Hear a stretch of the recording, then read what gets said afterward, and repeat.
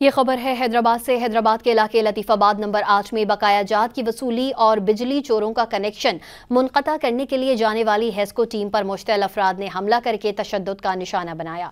मजीद जानते हैं don news के नुमाइंदे राशिद शेख से। जी राशिद शेख। जी बिल्कुल, ये लतीफाबाद नंबर 8 के कुरैशी मोहल्ले में जो sub division Rizvi sub division में ये वाक़या रूनुमा हुआ है, जब हेस्को की टीम जो है वो बिजली चोरों के खिलाफ ऑपरेशन कर रही थी और बकाया जात की वसूली के लिए वहां मौजूद थी।